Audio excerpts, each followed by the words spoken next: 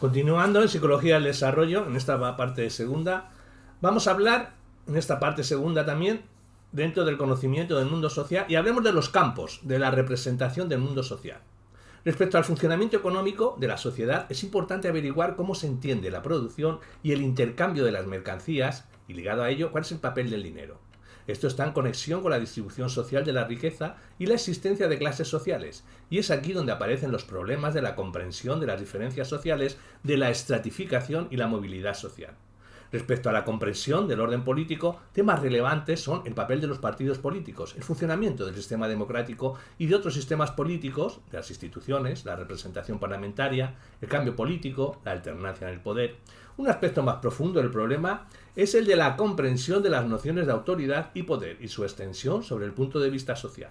Otro es la comprensión de las leyes, su origen, su función, su evolución, el papel del derecho en la sociedad y las relaciones entre derecho y moral. Hay otros problemas que, aunque no son genuinamente sociales, tienen una vertiente social, como la vejez o la muerte. Un problema central, que aparece ligado a todos los demás, es la comprensión del cambio social, cómo evolucionan las sociedades a lo largo de la historia. Este tema está en relación con el tiempo histórico, algo que es incomprensible para el niño durante largos años, ya que tienden a ver la sociedad de forma estática. Y el tiempo solo aparece tardíamente como un elemento relacionado con los fenómenos sociales. Una comprensión completa de la sociedad exige entender la evolución histórica de las sociedades.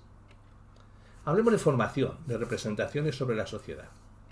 Los niños van descubriendo que existen instituciones dentro de las que los individuos actúan, en cuyo caso la conducta está determinada por el papel que desempeña en la institución. El individuo tiene que saber qué está en ese tipo de institución, una tienda, un banco, una escuela, una iglesia, y comportarse de acuerdo con sus reglas constitutivas. Si no lo hace así, su conducta será considerada anómala por las otras personas y será ineficaz y no será entendida por los otros. Los sujetos entran muy pronto en contacto con las instituciones, de hecho, nacen en su seno y no pueden sustraerse de ellas. En pocos años empiezan a conocer las reglas más evidentes de aquellas instituciones que les resultan más próximas. Dentro de las instituciones, los individuos siguen siendo individuos con sus características psicológicas particulares. A ellos se añaden los papeles que desempeñan en la institución: alumno, maestro, vendedor, comprador, camarero, y que siguen un guión que está establecido y que constituyen lo propiamente institucional. Los individuos tienen así una doble naturaleza como organismos psicológicos y como miembros de la institución, es decir, como seres sociales, y sin duda ambas cosas se afectan mutuamente. En cuanto a la elaboración del conocimiento económico, la idea de ganancia, podemos decir que la idea de ganancia en los intercambios económicos que se producen en la tienda parece ser un problema muy simple de entender, y así resulta para los adultos, pero para los niños darse cuenta de que tiene que haber una diferencia necesaria entre el precio de compra y el precio de venta es algo que resulta complicado de entender y que solo se logra años después de que el niño haya empezado a participar en actividades de compra. Hasta los 10 u 11 años, los niños no llegan a comprender que la ganancia del tendero es solo la diferencia entre el precio que ha conseguido la mercancía y aquel por el que las vende, de tal modo que el segundo precio debe ser mayor que el primero para que la ganancia se produzca. El niño aprende pronto que en la tienda se obtienen cosas y que se obtienen a cambio de dinero, pero a los 5 años todavía no comprende cómo se produce el intercambio.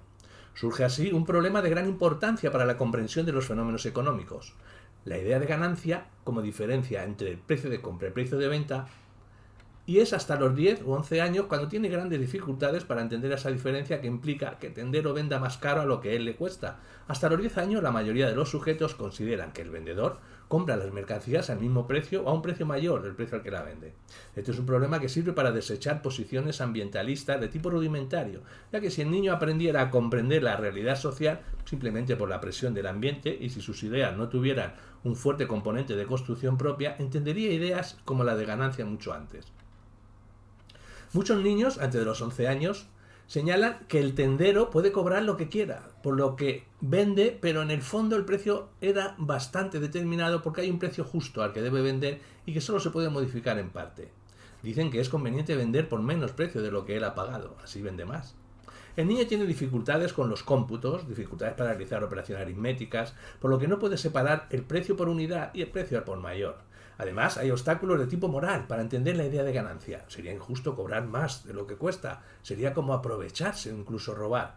Solo más tarde, el niño va a ser capaz de diferenciar el ámbito de las relaciones personales, de amistad, que están regidas más directamente por normas de tipo moral, y el ámbito de lo económico, y entender que éste está regido por otras normas. Cuando por fin ha entendido la idea de ganancia aplicada a la tienda, todavía tiene dificultades en otros ámbitos más complejos, como el banco, la fabricación y circulación de dinero, la determinación de los precios de las cosas, la producción de mercancías o los salarios. Hablemos de la formación de ideas políticas. Las concepciones políticas parecen avanzar en el curso del desarrollo desde una comprensión psicológica de los fenómenos hacia otra cada vez más institucionalizada. La progresión en las ideas parece depender más de las competencias intelectuales de los sujetos que de las influencias del medio, que parecen incidir más en la velocidad de las conceptualizaciones y en sesgos referidos a su contenido que en el tipo de explicaciones que se elaboran. Connell describió una concepción de las funciones de las autoridades políticas que denominó taskforce, entendiendo por tal a una suerte de conglomerado de tareas muy diversas que los niños hasta los 10 u 11 años atribuyen a todo tipo de autoridades políticas. Los sujetos, hasta aproximadamente los 11 años, conciben las relaciones políticas como si fueran personales. Confían en que todos los que ejercen actividades políticas comparten los mismos intereses y orientan sus actuaciones hacia el bien común, y que realizan tareas de naturaleza bastante concreta, pero que les cuesta precisarlas. Piensan además que la racionalidad y la moral son suficientes para evitar los abusos de poder. Es a partir de los 13 y 14 años, los adolescentes, que infieren progresivamente que el mundo de las instituciones políticas tiene criterios institucionalizados de funcionamiento y quienes desempeñan papeles políticos lo hacen de acuerdo con lo que está estipulado en sus cargos. Tardan bastante en descubrir la necesidad de limitar normativamente el ejercicio de dichos cargos, así como en requerir que exijan y que existan mecanismos que eviten la concentración del poder político en una sola persona o en un grupo muy reducido, y más aún en entender los mecanismos vigentes para ello. Las concepciones que defienden los adolescentes actualmente son muy semejantes a las que esgrimían los que tenían sus mismas edades hace casi 30 años. El aspecto que acusa más diferencias se refiere a la comprensión del carácter indirecto que tiene la elección presidencial en nuestro país, ya que la obtención de votos de los ciudadanos no se traduce en la elección directa de un candidato, sino que con dichos votos se elige a los diputados, que son a su vez quienes eligen al presidente. Destaca la influencia del contexto en la oferta de significados que circulan socialmente y la necesidad de los sujetos de asimilar la información puesta a su disposición. El contexto puede forzar las discrepancias entre las propias explicaciones y predicciones y lo que sucede, llevando a los sujetos a reconocer ante la insuficiencia de sus explicaciones y contribuyendo a que los cambios en sus conceptualizaciones aparezcan más pronto. Hablemos de los niveles del conocimiento social.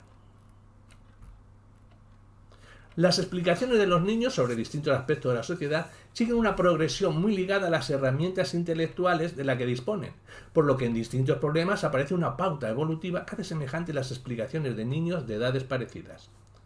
Pueden diferir las informaciones o las valoraciones de acuerdo con la cultura o la clase social a la que pertenecen los sujetos, cuando se trata de razonar sobre los problemas, pero cuando se trata de sus explicaciones parecen depender más de sus competencias intelectuales.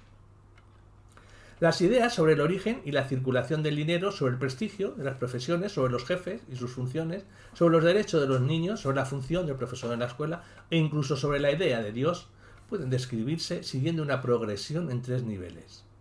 En un primer nivel, hasta los 10-11 años, los sujetos basan sus explicaciones en los aspectos más visibles de la situación, los que pueden observarse a través de la percepción y no tienen en cuenta procesos ocultos que deben ser inferidos. En este nivel son poco sensibles a la existencia de conflicto, ya que tienden a centrarse en un solo aspecto de la situación en cada momento. Si reconocen la existencia de un conflicto, no ven soluciones posibles, como no sea dar alternativamente la razón a unos u otros.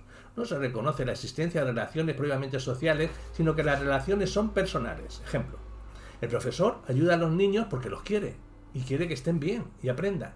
De esta forma, los conflictos solo se pueden resolver mediante la buena voluntad de las partes. En un segundo nivel, tendríamos desde los 10 a 11 años hasta los 13-14, y los sujetos comienzan a tener en cuenta aspectos no visibles de la situación, es decir, procesos que deben inferirse a partir de la información de que se dispone. Los procesos incluyen una duración temporal, se desarrollan en un periodo más o menos largo. Aparece la distinción entre las relaciones personales y los sociales o institucionalizadas. Ejemplo: el vendedor no es un amigo que nos proporciona las cosas que necesitamos, sino alguien que desempeña una función social y vive de eso. Se perciben más claramente los conflictos, aunque lo más frecuente es que no se encuentren todavía soluciones satisfactorias por la dificultad de considerar aceptables distintos puntos de vista.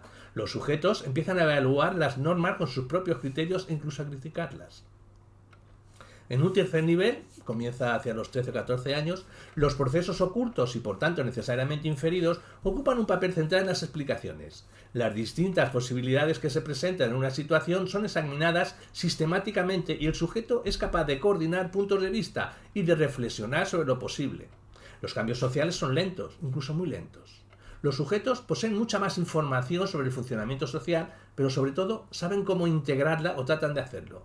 Uno de los rasgos más claros es que intentan encontrar una coherencia en las cosas y abordan directamente los conflictos.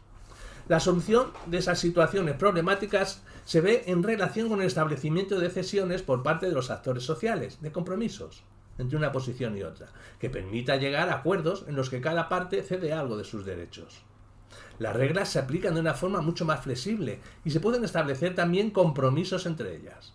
Los sujetos se vuelven críticos con el orden social existente, emiten juicios sobre lo que está bien y lo que no está bien y proponen soluciones alternativas.